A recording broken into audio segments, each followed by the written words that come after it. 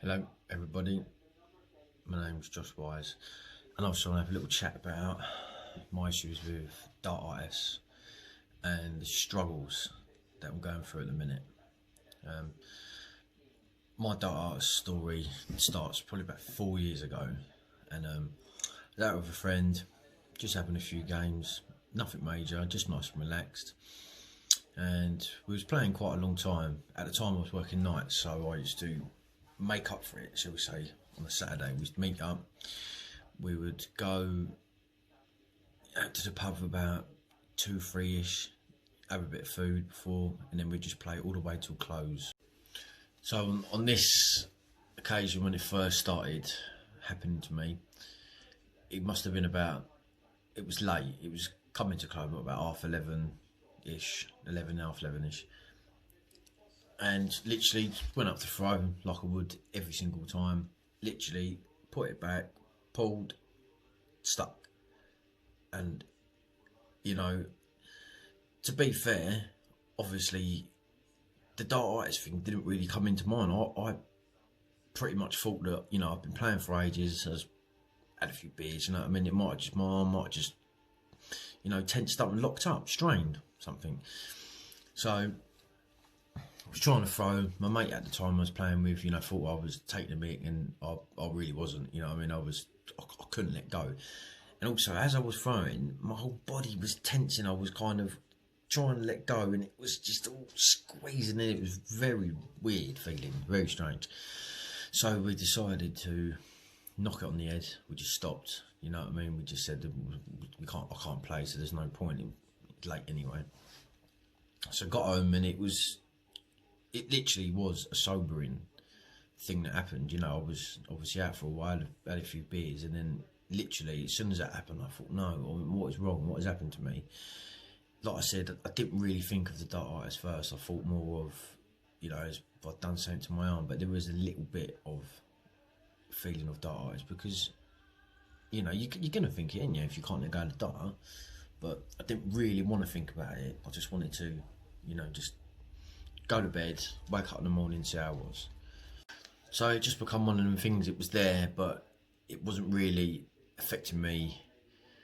When I threw indoors, it never ever happened, never ever. So for me, I put it down to a mixture of playing for too long on the day that it happened, and then drinking too much. So that was it. Because every time I was indoors, don't drink indoors.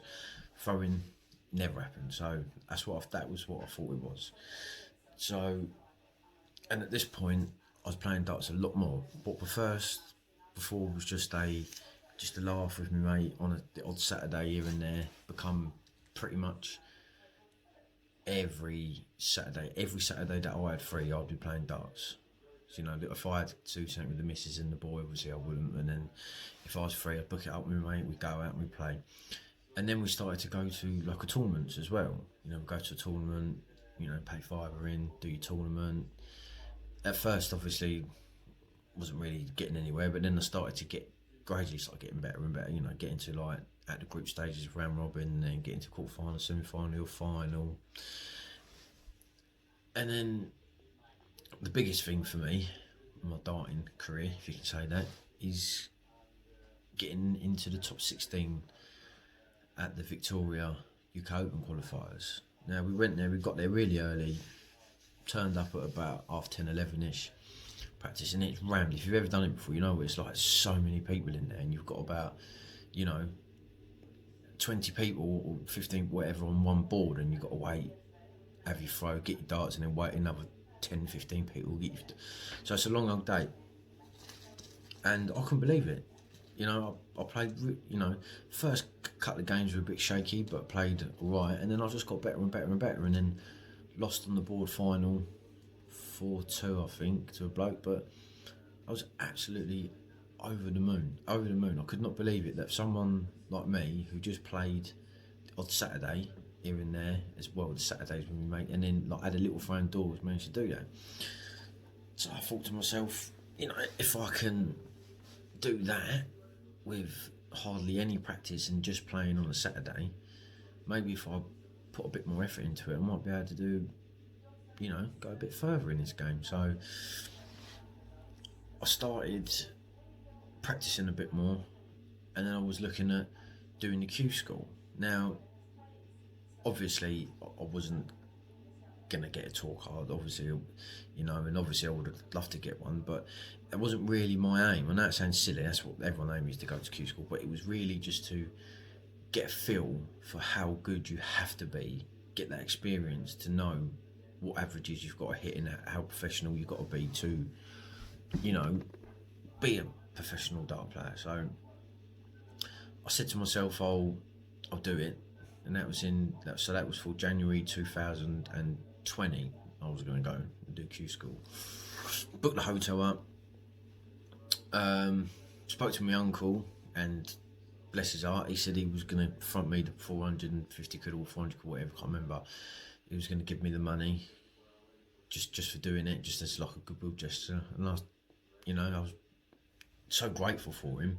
And, if anything, it made me spur me on to do it even more, because, I've done it for free. So it was only the hotel and the food and drink that I have to pay for. So I booked my hotel. I said to my uncle, I said, I've got until this date till I've got to book it anyway, because you get a certain time before you can't go. So I just said, give it to me the day before and I'll book it. Then managed to, and then that was in December.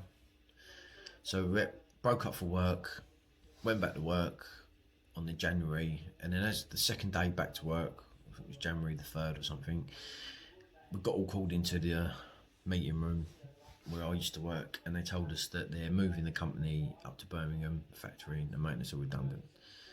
So obviously not the fucking best way to start the year. I was, gutted really, do you know what I mean? But on the flip side of it, I was optimistic, because I knew that this could be an opportunity for me to get off nights, what I was doing at the time. I was going to get a bit of redundancy money, so that money could help go towards paying for my hotel and my food and whatever. And I could potentially, with the redundancy money, not work a couple of months prior to the Q school, and I could concentrate on practicing. So, even though I've lost my job and I really like that job and it was going, but one door opens, one door closes, and another one opens. So that's the kind of way I looked at it. So, kept going to work. All I was thinking about doing the darts, coming home, practicing. Got to the end of March and they furloughed everyone. So, stuck indoors, practicing. But then I thought, happy days, this is a perfect opportunity. The pubs and that weren't open, so I just had to stay indoors, practice. Happy days. So I just kept doing that, practicing. And then when the pubs reopened, that was when the dartitis was, it was proper, like, savage. Now, it used to come here and there every often, but for some reason, I don't know why, it just kicked off. And, this is one of the main things why I'm doing these videos and I want to do this channel, is to find out, why it's happened to me and why it happens to others. And I think if you can find out why, you can potentially find out how to get rid of it. So I was practicing. The pubs were opened, met up a few times with my mates, had a throws, weren't really no issues. And I think it was like the third or fourth time met up with my mate, had a throw, and my VIN normally used to happen right at the end, but this was about an hour or 2 hours in to playing. It just locked up, and I thought, what is going on? And that's when I really, really got worried, and I thought to myself, fucking hell, I've actually got it now. I think that is when the penny dropped, really, to me, to think, I've got to try and sort something out. So I've done the same thing, went home, went to bed, got up in the morning, and like as before, every time I threw, I could throw it in the morning fine, but this time I couldn't. The first dart, I was struggling, I was pulling it back and it was getting stuck, and I was thinking, no, and this is what I didn't want to happen. If I was doing it when I was drunk and down the pub, there was a link there, but when I'm doing it indoors, sober, and no pressure on me, I'm just playing with myself, that is when I know that it was bad. and that's what I was getting worried about, and it happened. So I left it for about 2 weeks. I didn't meet up with my mate or nothing. I didn't throw a dart at all. I just didn't bother. It really pissed me off, and I was worried. So I thought I'd leave it for a little while. When I did manage to go back, I plucked up the courage to throw a dart. It just didn't feel right. I wasn't getting as stuck as much, but my throw, it just wasn't right. It felt like, instead of aiming, when I tried to aim with the dart and concentrate on my target, it would get stuck.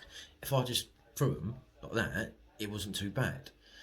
So I had to try and to adjust my throwing style to a kind of more relaxed, fluent style, but then still get the accuracy. And that was what I struggled with. My throw was kind of similar to, I don't know, maybe a bit like Peter Wright, obviously not as accurate, but I'd kind of hold it a little bit, but a bit faster. So Peter Wright, but a bit faster. So hold it up a little bit, hold, come up, hold, aim, throw. It was just a standard, nothing spectacular. You go quite close to my face, and that was it. But every time I was doing that, it just couldn't let go. So I had to change my style to more of a, what I call say throw. So literally you just pick the dart up and just kind of go, how he does it. He's got a nice smooth action. It was just kind of like that. And that was it. And I would, sometimes I'd throw it, it would be fine, and other times I'd throw it and it would lock. So it was better than my old throw, but it wasn't my throw. It was like, I've borrowed this throw off someone, and I was just trying to get used to it. So, and then after a while, it started feeling a bit more natural, and I was getting a bit more accurate with it. But then the more I concentrated on the target, the more the dartitis would kick in. So it was like you feel like you're going up, and you sort of getting better. But then as soon as you do, get up to that point, it just brings you down again. And that's what I feel the dartitis is. You start feeling like you're getting somewhere, and then it brings you down. It brings you down. So, but anyway, so I didn't want to be beaten by it. I didn't want to stop playing darts. I love it. So I joined a Friday night competition, not tournament. They do it for Friday night, only a local thing. Just got about 20 people in there, like some good, really good players in there, and some average players and some not so very good players. So it was like a good competition to kind of test myself, and I had to change my throw again. It every time I don't know why, when I was throwing indoors, it wasn't. I got to a point where I could throw with the Michael Smith action, but as soon as I got into that place, maybe because a bit of pressure's on, because you're playing for something, it just gets stuck. It would just get stuck again, and I thought, I'm back to square one again. So I changed my throw again. So it went from kind of similar to my old throw, but it was like a Dennis Priestley throw. I was holding it there for so long, and in my brain, I was just saying, come on, throw it. That's all I was doing, throw it. And then all of a sudden, my arm would just kind of let me go back, and I'd do it. It didn't work every time. Sometimes it would go back and it would hold, but for some reason, the longer I held that dart in my hand, the easier it was to throw. So I don't know, I couldn't explain it. And I had people coming up to me and saying, like, I can see you really struggling with your throw. Do you know what I mean? You could just see, like, the sadness in their face. Do you know what I mean? Because I was throwing alright, that good. I was throwing alright darts, and I was getting beat by people that if I was throwing normally, it would have been quite hard for them to beat me, and I was losing it easily to these people, and I just couldn't throw the dart. And people, there's a couple of geezers there I was talking to, and he said he had it, and and I said, oh, how did you get rid of it, blah, blah, blah. And he said he had to change. He said he had to throw with his left hand, and I've seen that in other videos, and I just thought, that is literally, you're starting over again. I said, I'd rather not do that until, you know, like the ultimate, you know, if I know that I can't get rid of it, then maybe that might have to be the last resort.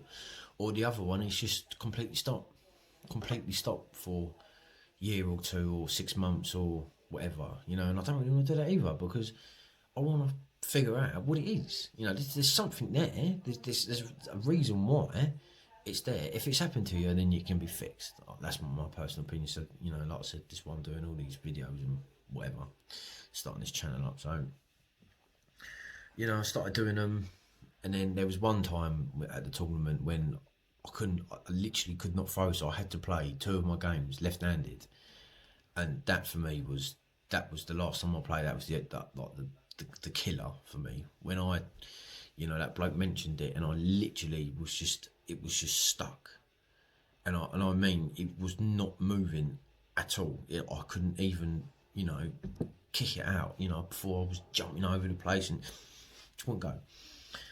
So I played left-handed, and to be fair, I actually nearly won one of the games.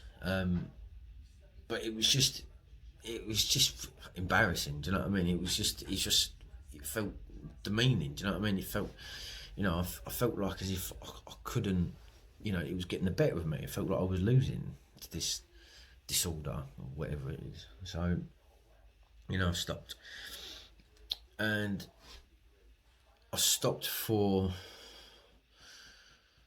I can't remember how long I stopped for. So I can't remember exactly when that was. I think that was in like, might have been the last one before the lockdown's coming again. I can't remember when the lockdown's coming again. Lockdown things driving me mad. But so I stopped playing. I haven't played competitively because everything's been shut down. So I've just been throwing indoors, and it just ain't the same. It's just not the same.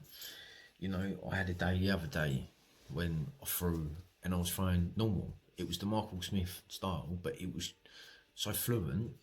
I got the odd one that was like a bit sticking, but then it went.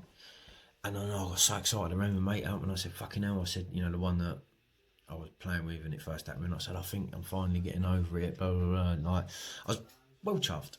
And he was like, oh, thank fuck, do you know what I mean? He said, oh, we can go out again. We can, you know, play soon when the blogs, pubs are open. I said, yeah, sweet, don't worry about that. Next day, go down. Couldn't let it go, do you know what I mean? And it's so gutting, do you know what I mean? When you think you're getting to that point of recovery, and then it just hits you again, and you know, it just felt like it's what happened again. It just felt like as if, you know, it was like the first time I got it. I was just like, so me personally, I think that my personal thing of dartitis is that I think that it stemmed from me overplaying. So when I was on furlough, I was playing loads, I was practicing, doing well, getting better, and then I've gone to play again down the pub, and it's just, I don't know, I personally think it's overthrown. I think it's gone from my arm, something's happened to my arm, it's told my brain, you've got some damage, you know, my arm's told my brain, you've got damage in there, in your arm, don't throw it. And my brain's gone back to my arm saying, yeah, don't throw, son, because something bad's, you know, something's not right. So that is my personal opinion at the minute of dartitis. You know, I know a lot of people were saying that, you know, sometimes you have like stresses or anxieties going on in your life and it causes this. And I you know, obviously I know I was losing my job, but I changed that, losing my job, to potentially opening up another door with the darts. So I wasn't that bothered. Obviously I was gutted because I liked the job, but it wasn't enough for, you know. And plus anyway, the dartitis thing happened before, you know, I knew I was going to lose my job, like years before. So I don't know, I think it's just a combination of, you know, overplaying, and I really do, that's what I think at the minute, you know, when I do more research and upload more videos and, you know, talk to you guys or whatever, I might change my mind on it. But at the minute, for me, my personal dartitis has stemmed from overplaying so far. So, you know, and I really think that dartitis is something that's not talked about enough. You know, I've met quite a few people that have had it and gone through it, and it's kind of like a shh, don't say that, because everyone's scared of getting it. And you know, you only know what really dartitis is if you play darts. You only know people that it's affected by it, and you go and talk to them, blah blah blah. And no one wants to talk about it because everyone's scared and of getting it, and they think, you know, if they say the word dartitis, they might end up getting it. So, you know, I want to do these videos to try and get people talking about it, get people, you know, discussing it, and, you know, with everyone's help, I really do think we'll be able to sort it out. Because, and I know this might sound a bit weird as well, but it's fascinating in a way, because no one really knows what it is, why you do it. No one knows. So, you know, I'd like to try and figure it out, why it's happening to me, why it happens to people. You know, you got obviously Eric Bristow, the most famous dart player ever to have it. You know, he could have gone on and won another 5 world championships if he didn't get it. Do you know what I mean? So, you know, and you think, really, he got to finals, didn't he, again, and he won other trophies, so he done well considering that he had it. And you got players like Mark Walsh and Mark Webster, you know, so who knows? You know, I definitely think there's more research that needs to be done about it, and more people just talking about it, because, you know, I ain't gonna lie, I'll be honest with you, it's fucking, I swear, it's really, you know, like, annoyed me. It's got to me, because I you know, I like simple things in life. I'm not someone that, you know, spends loads of money doing this, doing that. Just going down the pub with me, mate, playing darts. Loved it, absolutely loved it. It was my little getaway from my week at work, and I can't do it now. So, no, obviously can't do it anyway because of lockdown, but you know what I mean. So, I just want to try and use these videos and this channel just to try and, you know, find a potential cure, or exercises, or reasoning why it happens and how we can get rid of it. So, you know, this is just the start of my journey, because this, to be honest, this is probably the worst that I've had it, so I can't see it getting any worse. So I'm at the lowest point at the minute, so if I can get anything higher, you know, then it's a bonus. But yeah, we'll see. So this is the start of the journey of the fixing, finding the cure of the dartitis. So thanks for watching, and yeah, hopefully I'll see you soon with another video and another update with how it's going. Cheers people, thank you.